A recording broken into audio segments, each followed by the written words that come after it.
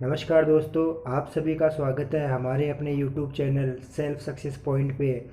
आज हम जेनेटिक्स का पार्ट 3 देखने जा रहे हैं। इससे पहले हमने पार्ट 2 अपलोड कर दिए थे।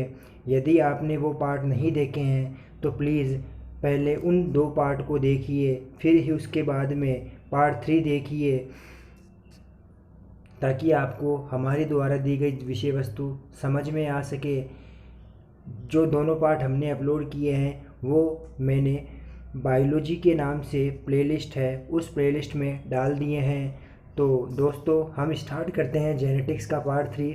इस पार्ट 3 से पहले हमने आनुवांशिकी के बारे में, वंशागति के बारे में, विविधता के बारे में, वातावरणीय विविधता के बारे में, आनुवांशिक विविधता के बारे में, मेंडल के प्रयोगों के बारे में, मेंडल के प्रयोगों को किन नाम से प्रकाशित किया गया इनके बारे में, तथा मेंडल ने मटर के पौधे के ऊपर प्रयोग किए मटर का वानस्पतिक नाम पाइसम सेटाइवम होता है, इनके बारे में, तथा मेंडल ने टोटल 34 विपर्यासी लक्षणों के ऊपर संकरण के प्रयोग किए थे, जिनमें से 7 के ऊपर उन्होंने गहन अध्ययन किया था। उन 7 को हमने सारणी के हिसाब से समझा था कि आपको कैसे प्रभावी लक्षण और अप्रभावी लक्षण के बारे में याद रखना है।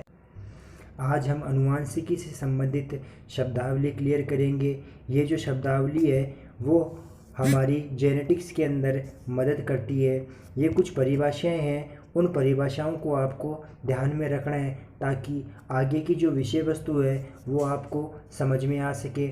जिसमें से हम पहली परिभाषा की बात करते हैं। पहली परिभाषा है जनक पीढ़ी की, यानी पेरेंटल जनरेशन क्या होती है। अब देखिए इसकी परिभाषा क्या होती है। जैसा कि मैंने आपको पहले भी बताया था, वंशागति के अंतर्गत, वंशागति में माता पिता से जो लक्षण हैं वो संतति के अंदर स्थानांतरित होते हैं। अर्थात पहले मैंने आपको ये बताया था कि जो माता पिता है उसे जनक यानी पेरेंट्स भी कहते हैं। अब इसमें देखिए क्या होता है। पेड़ पौधों में जो जनक है वो नर पौधा और मादा पौधा होता है। यानी नर पौधे और मादा पौधे के बीच में यदि मैं संकरण करवाता हूँ तो इस प्रकार जो अपने संतति उत्पन्न होती है, ये जो संतति है वो नर और मादा की सहायता से उत्पन्न हो रही है। अर्थात मैं नर और मादा को जनक पीढ़ी कह सकता हूँ। यानी मेल पार्ट और जो फीमेल पार्ट है उसी को जनक पीढ़ी कहा जाता है। अब देखिए, संततियाँ प्राप्त करने के लिए जिन पौधों का संकरण करवाया जाता है उसे जनक पीढ़ी कहते हैं, पेरेंटल जनरेशन कहते हैं। उसके बाद में हम दूसरी परिभाषा देखने जा रहे हैं एक संकर संकरण की। अब ये एक संकर संकरण क्या होता है, जिसे मोनोहाइब्रिड क्रॉस के नाम से जाना जाता है। इसको मैं आपको समझाने के लिए एक एग्जाम्पल की सहायता लेता हूँ। जैसे मैं एक लक्षण की बात करूँ, एक लक्षण लिया मैंने पौधे की लंबाई। अब पौधे की लंबाई में मैंने आपको बताया था कि जो प्रभावी लक्षण है यानी डोमिनेंट जो कैरेक्टर है वो लंबापन है, और जो रिसेसिव कैरेक्टर है वो बौनापन है। यानी डोमिनेंट कैरेक्टर जो है वो तो है लंबापन, और जो रिसेसिव कैरेक्टर है वो है बौनापन। इन दोनों के बीच में मैं यदि संकरण करवाता हूँ, इन दोनों के बीच में मैं यदि क्रॉस करवाता हूँ तो इस प्रकार होने वाले क्रॉस को, इस प्रकार होने वाले संकरण को हम एक संकर संकरण के नाम से जानते हैं। यानी मैं यूँ बोल सकता हूँ कि जब किसी एक लक्षण को लेकर के प्रभावी लक्षण और अप्रभावी लक्षण के मध्य संकरण करवाया जाता है तो इस प्रकार होने वाले संकरण को एक संकर संकरण के नाम से जाना जाता है। या मैं इसकी परिभाषा एक और बता सकता हूँ कि जब एक ही लक्षण की वंशागति का अध्ययन किया जाता है, एक ही लक्षण की इनहेरिटेंस का अध्ययन किया जाता है तो उसे हम मोनोहाइब्रिड क्रॉस कहते हैं। तो देखिए परिभाषा देखते हैं हम। जब एक जोड़ी विपरीत लक्षण वाले, विपरीत लक्षण यानी प्रभावी लक्षण और अप्रभावी लक्षण वाले विकल्पों को ध्यान में रख कर के क्रॉस करवाया जाता है तो उसे एक संकर संकरण कहते हैं। अर्थात दूसरी परिभाषा भी हम बोल सकते हैं, वह संकरण जिसमें एक लक्षण की वंशागति का अध्ययन किया जाता है उसे मोनोहाइब्रिड क्रॉस के नाम से जाना जाता है। अब दोस्तों हम उसके बाद में तीसरी परिभाषा देखने जा रहे हैं। तीसरी परिभाषा है अपने पास में द्विसंकर संकरण की। ये जो एक संकर संकरण है द्विसंकर संकरण है। द्विसंकर संकरण के अंतर्गत आपको ये चीज़ ध्यान रखनी है कि इसमें आपको दो लक्षण लेने हैं, जिसको भी मैं आपको एक एग्जाम्पल की सहायता से समझाता हूँ। पहला लक्षण लिया मैंने पौधे की लंबाई, पहला लक्षण लिया अपन ने पौधे की लंबाई। दूसरा लक्षण लिया अपन ने फली का रंग। अब देखिए यहाँ पर जो पौधे की लंबाई है, पौधे की लंबाई में डोमिनेंट कैरेक्टर की बात करता हूँ तो पौधे की लंबाई में डोमिनेंट कैरेक्टर है अपने पास में लंबा, और जो रिसेसिव कैरेक्टर है उसकी बात की जाए तो वो होता है बौना। फली का रंग, फली के रंग में जो प्रभावी लक्षण है वो होता है हरा, और जो अप्रभावी लक्षण है वो होता है पीला। अब देखिए दो लक्षण लिए मैंने, उन दोनों लक्षणों में यदि मैं प्रभावी और अप्रभावी के मध्य क्रॉस करवाऊँ, उन संकरण करवाऊँ, तो इस प्रकार होने वाले संकरण को हम द्विसंकर संकरण की संज्ञा देते हैं। अर्थात मैं यूँ भी बोल सकता हूँ, जब दो लक्षणों की वंशागति का अध्ययन किया जाता है तो उसे द्विसंकर संकरण के नाम से जाना जाता है। तो दोस्तों हम द्विसंकर संकरण की परिभाषा देख लेते हैं। जब दो जोड़ी विपरीत लक्षणों वाले विकल्पों को ध्यान में रखकर क्रॉस करवाया जाता है तो उसे द्विसंकर संकरण कहते हैं। अर्थात वह लक्षण जिसमें दो लक्षणों की वंशागति का अध्ययन किया जाता है उसे द्विसंकर संकरण कहा जाता है। अब देखिए अभी तक हमने जनक पीढ़ी, एक संकर संकरण और द्विसंकर संकरण के बारे में समझा था। उसके बाद में हम देखने जा रहे हैं जो F1 पीढ़ी है और F2 पीढ़ी है वो क्या होती है। अब देखिए F1 पीढ़ी होती है F1 जनरेशन, सेकंड अपने पास में होती है F2 जनरेशन। जो F1 पीढ़ी है उसे फर्स्ट फीलियल जनरेशन के नाम से जाना जाता है। जो F2 जनरेशन है उसे सेकंड फीलियल जनरेशन के नाम से जाना जाता है। तो इनकी परिभाषा देखते हैं हम। संकरण के द्वारा दो जनकों के क्रॉस से उत्पन्न पीढ़ी को प्रथम संतानीय पीढ़ी कहते हैं। प्रथम संतानीय पीढ़ी को F1 से प्रदर्शित किया जाता है। यानी जब हम संकरण करवाएंगे प्रभावी और अप्रभावी लक्षण के द्वारा जो पहली पीढ़ी अपने प्राप्त होगी उसे प्रथम संतानीय पीढ़ी के नाम से जाना जाता है। अब देखिए जब जो F1 पीढ़ी है उसी F1 पीढ़ी का दोबारा F1 पीढ़ी के साथ में ही संकरण करवाया जाता है तो इस प्रकार उत्पन्न पीढ़ी को हम द्वितीय संतानीय पीढ़ी कहते हैं, जिसे F2 से प्रदर्शित किया जाता है। अर्थात मैं यूँ बोल सकता हूँ दो संकर पादपों या F1 के उत्पादों में क्रॉस से उत्पन्न जीवों या संतति को द्विसंतानीय पीढ़ी के नाम से जाना जाता है, जिसे F2 से प्रदर्शित किया जाता है। उसके बाद में हम देखते हैं प्रभावी और अप्रभावी लक्षण के बारे में। जो प्रभावी लक्षण है उसे डोमिनेंट कैरेक्टर कहा जाता है तथा जो अप्रभावी लक्षण है उसे रिसेसिव कैरेक्टर कहते हैं। अब प्रभावी लक्षण की परिभाषा होती है वह लक्षण जो F1 जनरेशन के अंदर प्रकट होता है उसे प्रभावी लक्षण कहते हैं, तथा वह लक्षण जो F1 जनरेशन में प्रकट नहीं होता है उसे अप्रभावी लक्षण कहते हैं।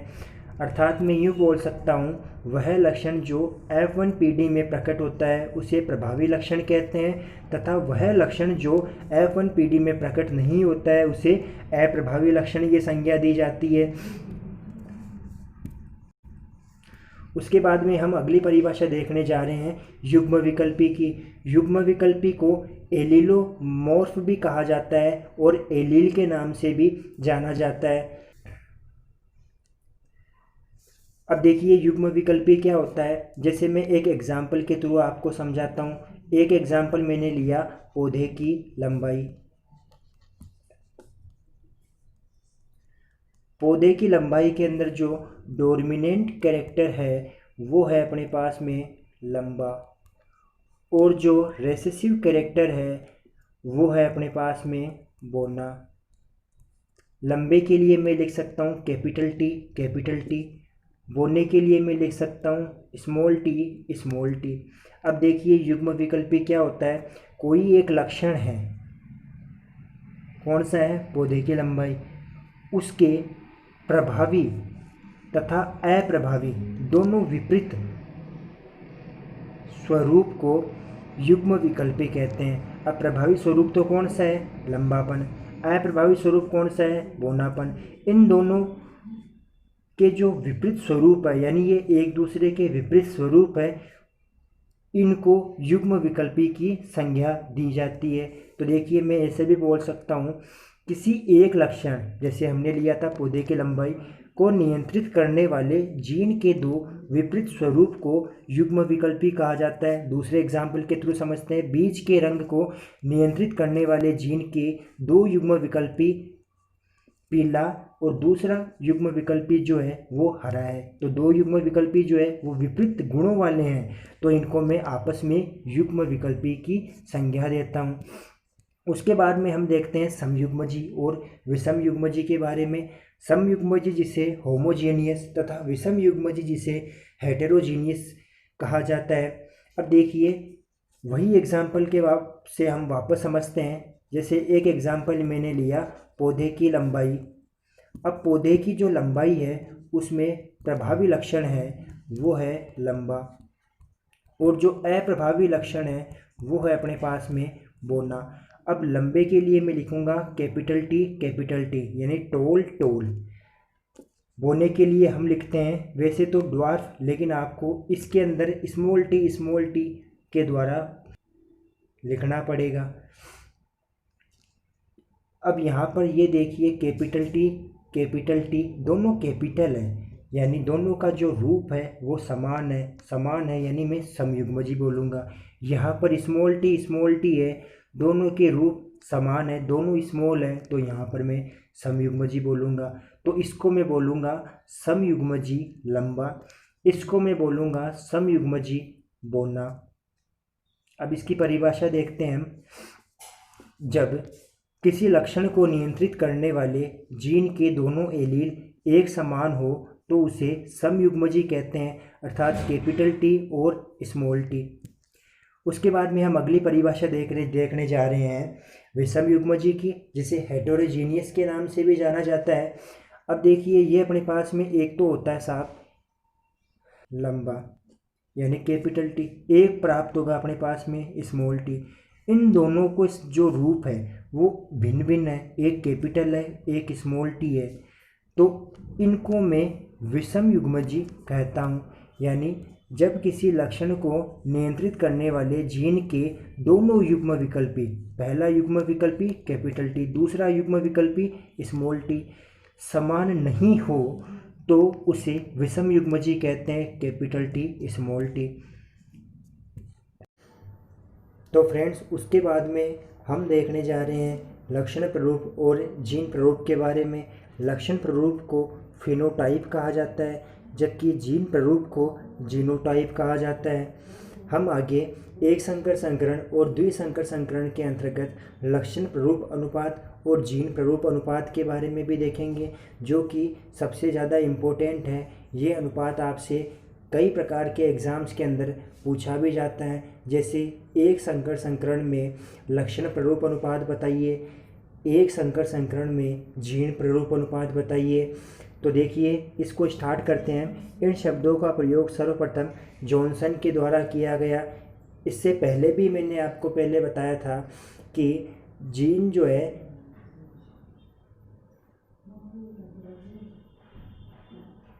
इससे पहले भी मैंने आपको बताया था कि जीन के बारे में सर्वप्रथम जॉनसन नामक वैज्ञानिक के द्वारा बताया गया था। तो लक्षण प्रारूप किसी जीव की बाह्य प्रतीति यानी यह कैसा दिखाई देता है को व्यक्त करता है, यानी पौधा लंबा है या पौधा बौना है, उसको हम लक्षण प्रारूप की संज्ञा देते हैं। जीन प्रारूप किसी लक्षण विशेष में उपस्थित जीनों का प्रतीकात्मक निरूपण है। अब देखिए जीन प्रारूप के अंदर जीनों का प्रतीकात्मक निरूपण आएगा, यानी पौधा समयुग्मजी लंबा है या विषमयुग्मजी लंबा है। समयुग्मजी को मैं शुद्ध भी बोल सकता हूँ, विषमयुग्मजी को मैं अशुद्ध भी बोल सकता हूँ। तो प्यारे दोस्तों, यदि आपको हमारे द्वारा दी गई जानकारी अच्छे से समझ में आ रही है तो हमारे चैनल सेल्फ सक्सेस पॉइंट को सब्सक्राइब करना ना भूलें, और इस सब्सक्राइब के आइकन के पास में जो बेल आइकन है उसे प्रेस करना ना भूलें, ताकि हमारे द्वारा जो बनाई जा रही वीडियोज़ की सीरीज़ है उसका नोटिफिकेशन आपको प्राप्त हो सके। बहुत बहुत धन्यवाद।